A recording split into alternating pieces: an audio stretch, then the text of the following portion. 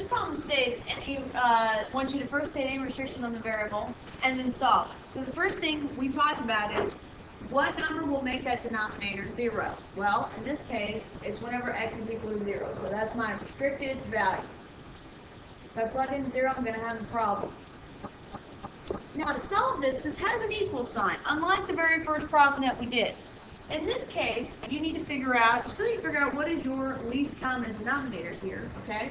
And so when I say least common denominator, a lot of students want to say 2. 2 is not right. If you look here, you have an 8x, a 4, and a 2x. You need to figure out which one is the least common denominator, least common multiple of those three numbers. Well, it's going to not be a small number. It's not going to be 2. It's going to be a number bigger or equal to one of those. So it's actually going to be 8x. I know what you're thinking. What? If you look here, there's only 1x between all three of them. Okay? And 2 and 4 go into 8. So I don't need to pick 16. I don't need to pick anything bigger. And I don't need to multiply them all together either and get like 64. That's not going to work. Okay? It's like if I had a problem of like 3 over 16 minus 1/4, I'm just going to change the second one.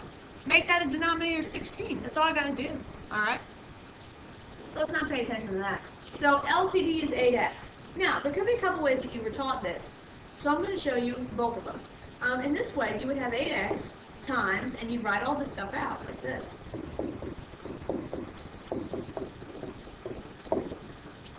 Now, in one way, you're going to go through and cancel. In another way, you can just multiply. So it's whatever you like better. In this case, I'm going to go ahead and multiply first. So I end up with just putting this in, and everything gets multiplied. And I get 8x over 8x minus 7 over, I'm sorry, not 7. 7 times 8x is going to be 56x, okay, over 4 equals 8x over 2x. And now I just go ahead and simplify this. 8x over 8x cancels out and becomes 1. It doesn't disappear. 56x over 4 is going to give me minus 14x. X is coming along.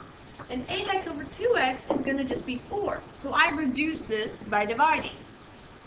Now, another way to do it, and I'm going to write this underneath, what I just did and show you the same thing, is do a little bit of that kind of like dividing. So instead I go, how many times does 8x go into 8? Well, it goes in once, so I'm left with 1, okay?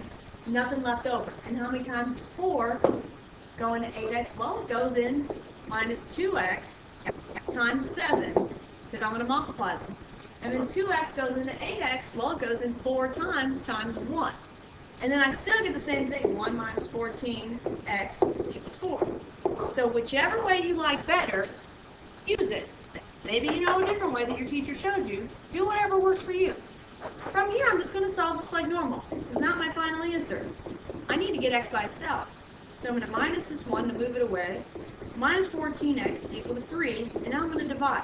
It's okay to get a decimal or a fraction here. Do not think you did something wrong if that happens. Your answer is x is equal to negative 3 over 14. That totally works. Perfectly fine problem. Don't freak out if you get a fraction. It's not wrong, okay?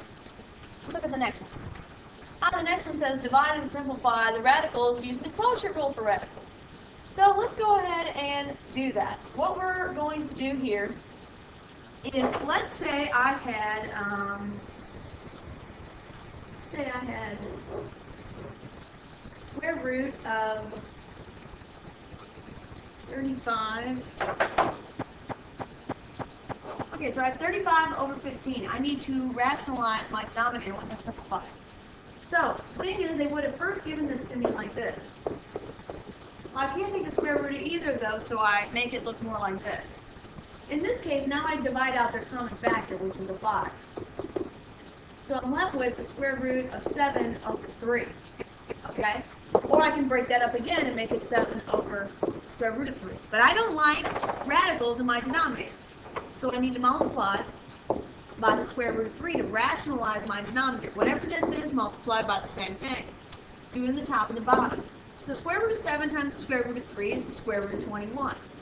And then square root of 3 times square root of 3 is square root of 9, which simplifies into just 3. Don't think you can divide that and get 7. You can't. That's my final answer.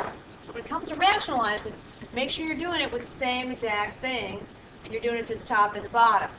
These are properties when it comes to the radicals where you can break them up and separate them or keep them as one big one, whatever's more convenient for your problem that you're doing. Look at this next one. Okay, this one says simplify. Following expression. This is the cubed root of 81 y to the 9th. Okay? Now there's a couple ways you might have been taught this. Teacher might have talked to you about dividing or breaking this up. So one way is to put everything into primes. So you say, what's 81? 3 times 27. What's 27? 3 times 9. Okay, and then 9 is 3 times 3. Now remember, you need the same number of these as the same number of, like, things that you would have with exponents. So if you have to the third power, you need something to the third power to be able to cancel it. Well, I have 4 3's here. See, 1, 2, 3, 4. I could take 3 of them out because I need 3 of them to be able to do this. If I only had 2, I wouldn't be able to do it.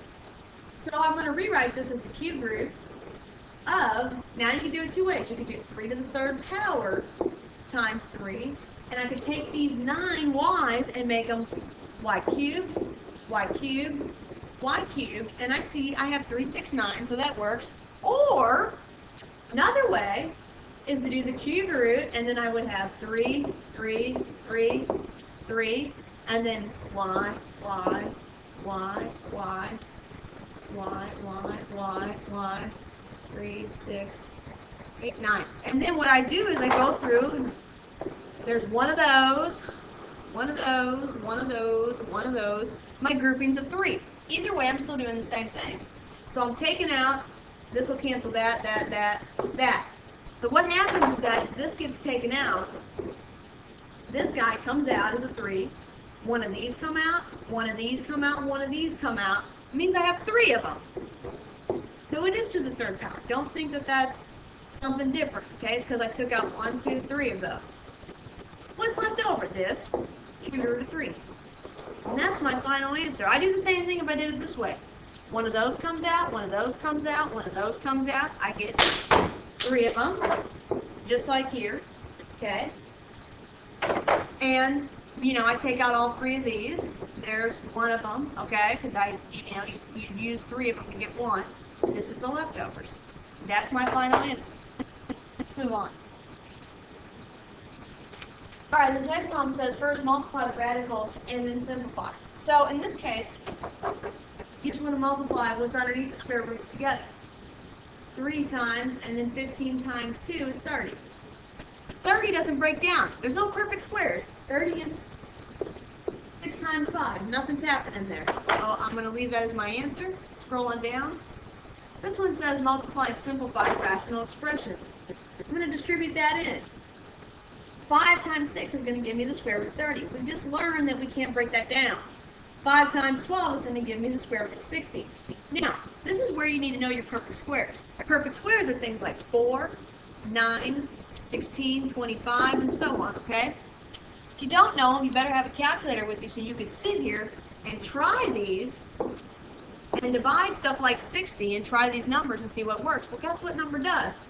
4. It goes in 15 times. So if you have one of these, we're going to take it out. So you can break this up into 4 times 15. That's going to help us copy everything else. Now, I'm going to separate this and make this the square root of 4 and the square root of 15. And now I'm going to take the square root of 4. That's going to give me the square root of 30 minus 2, the square root of 15. And that's my answer. I can't combine those anymore. So I'm done with that. Okay? Okay, I'm going to stop this video here and move on to the next set of questions.